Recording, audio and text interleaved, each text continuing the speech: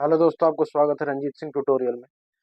दोस्तों, आज आपका जो रहेगा टॉपिक वो रहेगा एनपीए के बाद क्या होता है।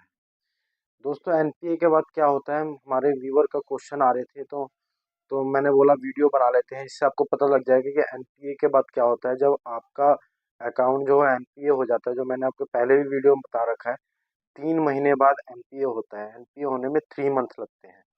3 महीने बाद एनपीए हो जाता है। एनपीए की जो फुल फॉर्म होती है वो होती है नॉन परफॉर्मिंग एसेट्स।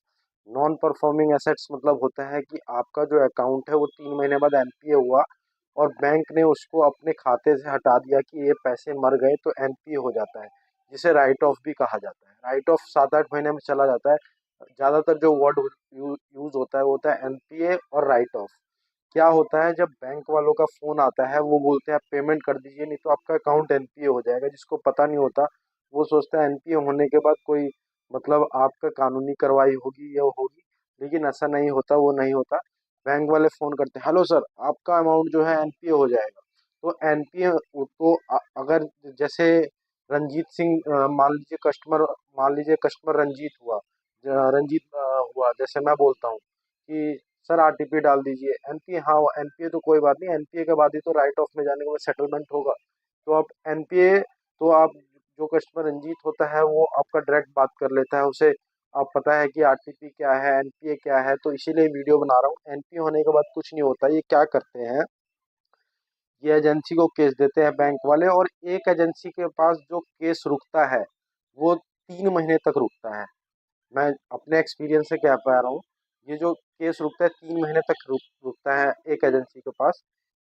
ये नहीं पता कि क्यों 3 महीने तक रोकते हैं, लेकिन ये मैं अपने एक्सपीरियंस से कह पा रहा हूँ, अंदर से जो जानकारी आ रही है। 3 मंथ तक एक एजेंसी के पास केस रुकता है, और एजेंसी चेंज होती रहती है 3-3 महीने पे। 3-3 महीने पे एजेंसी चेंज होती रहती है, सब एजेंसियों पे कॉल जाती रहती है। और एजेंसी वाले क्या करते हैं, ये कॉलिंग भी जो करते हैं ना, जैसे आपके पास कॉल आता है, नकली वकील बन जाएंगे, फर्जी पुलिस वाले बन जाएंगे, फर्जी एडवोकेट बन जाएंगे, बोलेंगे कि मैं 30,000 कोर्ट से बात कर रहा हूँ, मैं आपके इधर के थाने से बात कर रहा हूँ, मैं आपका मतलब एडवोकेट बात कर रहा हूँ। तो ये फर्जी वकील सारे जब अपने हथकंडे अपना लेते हैं ना, तो जो कस्टमर जागरूक होता है, जैसे मान लीजिए कस्टमर रंजीत हुआ, उसने बोला जी आरटीपी डाल दो, सारी चीजें कर ली, फर्जी पुलिस सारी चीजें अपना ली। जब इनका बस नहीं चलता तो ये लास्ट में आरटीपी डाल देते हैं, रिफ्यूज टू पे। तो लास्ट में 3 मंथ होने के बाद जब एनपीए हो जाता है, तो उसके बाद भी 3-3 महीने पे एजेंसी चेंज होती रहती है। तो उसके बाद ये भी फोन करते हैं, ये सब करते हैं। उसके बाद ये सेटलमेंट पे आ जाते हैं कि आप 50% पे सेटलमेंट करवा लो। उसके बाद राइट ऑफ में जाने के बाद 15-16% तक भी सेटलमेंट हो जाती है। जिसको अगर सेटलमेंट करवाना हो तो आप, मेरा नंबर दिया गया है डिस्क्रिप्शन में, आप मेरे से कांटेक्ट कर सकते हैं। मैं आपका सेटलमेंट का भी बात कर लूँगा, कोई दिक्कत नहीं है। तो एनपीए के बाद कुछ नहीं होता दोस्तों। अपना अगर आपके पास पैसे हैं तो दे दो, नहीं है तो कोई घबराने की ज़रूरत नहीं है। आप अकाउंट को एनपीए जाने दो, मिनिमम पेमेंट बिल्कुल मत करो आप। मिनिमम पेमेंट अगर आप करोगे तो आपका अमाउंट, आपका जो अकाउंट है वो एनपीए में नहीं जाएगा। एनपीए में नहीं जाएगा तो आपको ये फ़ोन करके तंग करते रहेंगे, और आपका मतलब आप जो मिनिमम भरोगे वो आपके वेस्ट जाएगा। तो मिनिमम पेमेंट मत करो। एनपीए एनपीए 3 महीने में हो जाता है। अकाउंट अकाउंट पे एनपीए होने दो। अगर ये बोले सर आपका अमाउंट जो है एनपीए में चला जाएगा, अभी सोचो, वही तो कराना है सर, हमें एनपीए में तो ले जाना है, राइट ऑफ में जाने के बाद सेटलमेंट का हम देखेंगे। तो ये होता है। तो आपको घबराने की ज़रूरत नहीं है। हमारे व्यूअर के जैसे कल क्वेश्चन आ रहा था, मेरे व्यूअर का फ़ोन भी आया था।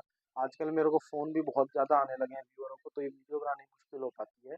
तो मैं आपका ये मैंने टाइम निकाल के आपके लिए बनाया है कि एनपीए के बाद क्या होता है, जो ग्राहक को जागरूक बने, अपने अपने अधिकारों की लड़ाई खुद लड़ पाए, रंजीत की ज़रूरत ना पड़े।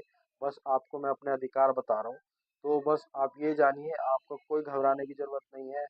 बस आप ये ध्यान रखिए, जो आप क्रेडिट कार्ड लेते हैं, आजकल क्या हो रहा है, जिसकी मान लीजिए सैलरी भी 15,000 16,000 है, उसको भी क्रेडिट कार्ड जो 1 लाख लिमिट, 50,000 लिमिट दे दिया जाता है। ये बैंक वाले अपने जाल में फंसाते हैं। फिर वो लोग यूज़ करते हैं उसे, तो उन्हें पता नहीं होता, तो उसके बाद वो फिर हरास करते हैं। इसीलिए आपको ये चीज़ बताई जा रही है। तो क्रेडिट कार्ड लोन इसको इग्नोर करिए। जेब में मान लीजिए आपके 10,000 है, तो उस 10,000 रुपये में अपना गुजारा करिए। इन लोन और क्रेडिट कार्ड के चक्करों में ना फंसें। ये एक तरीके का लोन क्रेडिट कार्ड क्या है मैं बता देता हूँ। अपनी कवर खुद खोदना, मतलब जो ग्राहक है वो अपनी कवर खुद खोद रहा है क्रेडिट कार्ड और लोन लेके। तो लोन और क्रेडिट कार्ड को इग्नोर करिए, मत लीजिए। जितना पैसा हो उतने पैसे में ही अपना गुजारा कर सकते हैं आप। अगर आप इन लोन क्रेडिट कार्ड के चक्करों में नहीं पड़ेंगे तो ये चीज़ नहीं होगी। बाकी आपको, अगर आप अपना ध्यान रखिए। बाकी आप बताइए, आपको अगर आपको वीडियो अच्छी लगी हो तो वीडियो को लाइक करें, शेयर करें। अगर आप मेरे चैनल पे नए हैं तो चैनल को सब्सक्राइब करना ना भूलें। जय हिंद दोस्तों।